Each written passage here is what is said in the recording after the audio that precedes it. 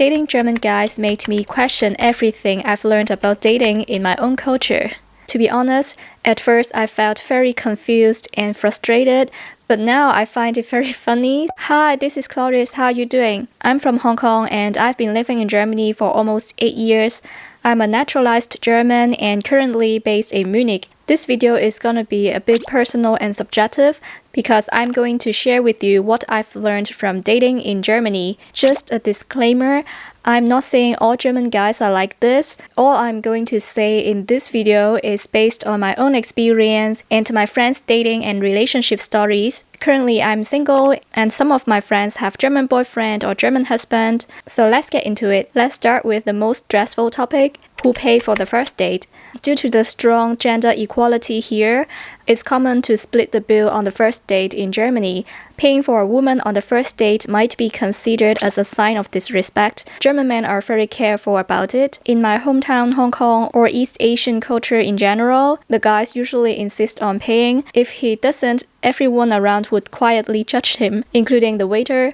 And this is so bad. But later on I realized that this situation doesn't just happen in Hong Kong, but also in Spain. I'll share this funny story later on in the video. Now let's talk about the culture in Hong Kong first, and then I will talk about my experience in Germany.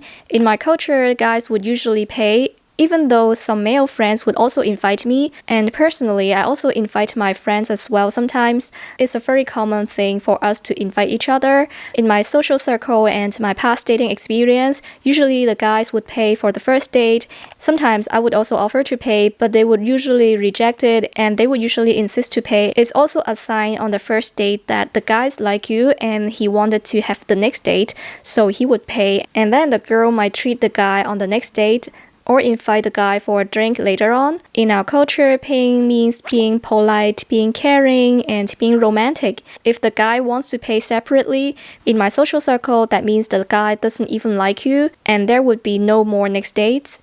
This is not just from my female friends, but also from my male friends. Even my male friends would say, if the guys really like you and he really wanted to have the next date, for 100% he would pay, because there would be a higher chance for the next date and he showed that he likes you from his action.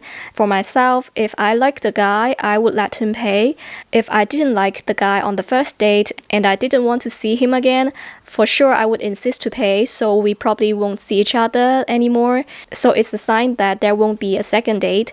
But in Germany, it's just so different with a little bit of more cultural context or political context. No matter you go to a restaurant, a bar or cafe or whatever, the waiter always asks us this most terrifying question, zusammen oder getrennt, meaning to pay together or separate. Even when my friend was having dinner with her parents in Germany, the waiter would still ask the same question. In Hong Kong, the waiters rarely ask this question, because usually one guy would pay first and they would solve this complicated math problem afterwards among themselves. Growing up, I frequently saw my parents fighting for the bills with other relatives or their friends. It was very funny to see them fighting for that check and then insisted to pay. They were almost like fighting against each other.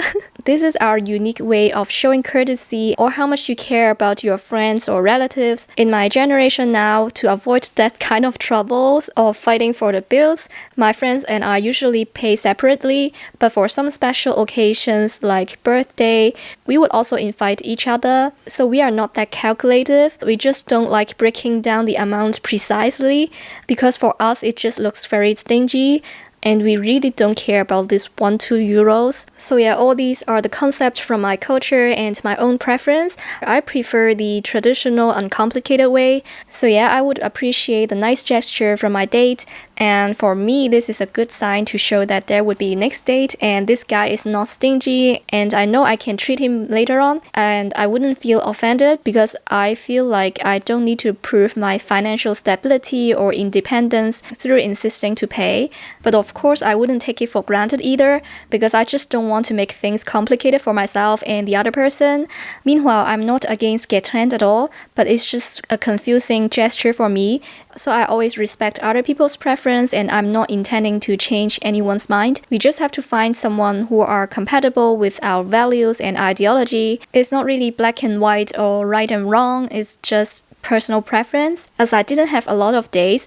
For the guys who dated me, I think they more or less were aware of this culture difference. So recently, I had a first date with someone, and that was the most confusing date ever. So last month, we went on our first date on a Friday night to see the Christmas market. First of all, we met up in the Christmas market for a little walk. I think Christmas market this year just got more boring because most of the booths were offering just glühwein and there were not much food. After maybe half an hour, I started to feel hungry, so we decided to go to a restaurant nearby. We had a good time chatting and sharing stories, and he seems to be a nice person. When the bill came to us, he asked me, how do you want to pay? I was a little bit surprised because he asked me this. I didn't mind to pay at all, but the most confusing part was like, I thought we had a good time. I thought we would see each other. But then when he asked this, it seems like he was testing me, or I don't know. It was a very awkward moment, and I just say, it's up to you. So I just let him decide. So he said, okay, I will pay. And it was so confusing, and I really found him a nice person, and I did want to see him again. So I asked one male friend, and he's from Hong Kong. We met in Göttingen while we were students. We are really close friends. He was quite assertive and honest, and he told me that that guy is stingy, that guy is not interested at all. If a guy likes a girl, he would always contribute and insist to pay. So I was wondering if this was going to turn into a friendship again, like my other experience with dating app. If you are interested, you can check out this link here.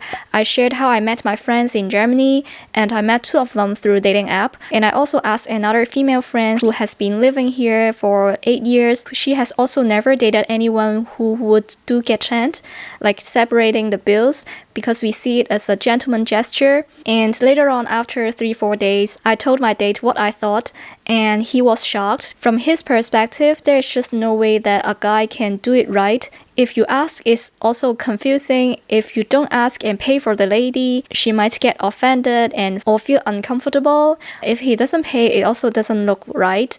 So for a little bit of background, he's German and he has German friends and international friends. He said everyone has different perspective and different opinions on this, and that's why he asked. And he also suggested me to make this video. So yeah, here we are. But for me, I think the problem doesn't lie just on whether you guys pay together or separate, but it's more about the core value you both hold towards money, responsibility, and political ideology. In most cases, I think a clear and direct communication can always solve the problem in an effective way than guessing back and forth. As all these are very confusing, my friend's boyfriend has a very smart approach. So he googled what is the common practice in Hong Kong and figured out usually the guys would pay. So when they had the first date at a cafe, he just said to her directly, "Ich lade dich an." So it was clear and no one got offended. An easy solution could just be doing research and direct communication. But her German boyfriend also told us that it's also very common for people to pay separately, no matter it's on the first date or as a couple. So my date said he would feel more comfortable paying separately on the first date because we didn't even know each other. It was just a meetup to get to know each other. Therefore, on the safe side, he would just ask how I wanted to pay. So yeah, I also tried to be less judgmental and gave him the benefit of doubt. By the way, let's come back to this story in Spain. It's a hilarious experience in Tenerife.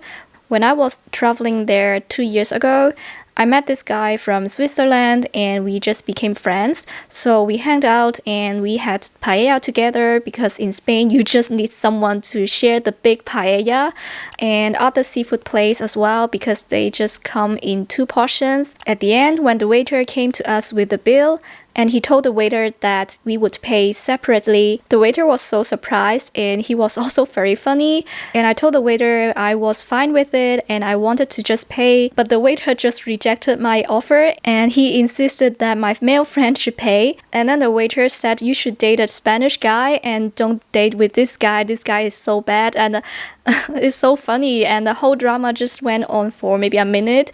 But my friend was kind of annoyed and he was kind of stubborn. So this turned into into a funny drama when the waiter was involved. And I just told my friend, maybe you pay first and I will pay you back. And the waiter said, no, you can't do this. It was just like a funny drama and it went on and on.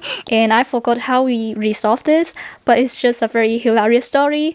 So after the stressful part, let's move on to the more relaxing part, which is the typical German dating timeline. In fact, there is no timeline. German dating just involves slower, more direct, and less game-oriented approach than some other cultures. It prioritizes authenticity, punctuality, and a more gradual, natural progression. German dating focuses more on clear communication and shared understanding rather than the official talks or mind games. So after living in Germany for almost 8 years, I've learned how to be authentic and how to be clear with my communication so we don't waste each other's time and beating around the bushes. The dating experience here is so different from what I had in Hong Kong. Even though there is no official timeline, I found this interesting timeline from my research on internet. So here it says from the first 2 to 4 weeks is the initial meeting phase that includes casual coffee dates or some group activities. But I think this is more applicable when people met through friends or some activity groups. And then the second phase can last from 1 month to 3 months. It's a Kennenlernphase, meaning getting to know phase that involves regular one-on-one dates and deeper conversations. And then from 3 to 6 months is the exclusive dating phase. So people would introduce each other to their close friends and talk about some future plans. If they are seeing one person for more than 6 months and they are serious about it, they would introduce their families to each other and discuss more about the long-term planning. But I think this is just for reference, and some people proceed faster and some people slower. But during my research and talking to my friends, I found some interesting concepts in German dating. So the first one is serial dating, which is very different from American culture or other cultures. Serial dating means Germans usually date one person at a time. If you click with someone, you stop seeing other people. So that means it implies already exclusivity. After a good few days, people usually assume that they are already exclusive. And during that time, dating multiple people can be seen as you are not serious. So it happens to my friends that there was no exclusivity talk. So there was mutual understanding through actions and contacts, such as consistent dates, intimacy, being introduced to friends and family can signal seriousness. I think compared to American or Asian culture, the implied exclusivity was the biggest culture shock for me. It seems like for my friends who are in a relationship, they also went through this no exclusive talk phase. It's more like through the time and action, consistency. From my friend's experience, she's in a relationship with a German guy. After dating for a few months, he introduced her to his friends. That was the moment that she realized that this is an official relationship. For me, this is actually quite eye-opening. Thanks for watching, take care, and see you in the next one. Bye!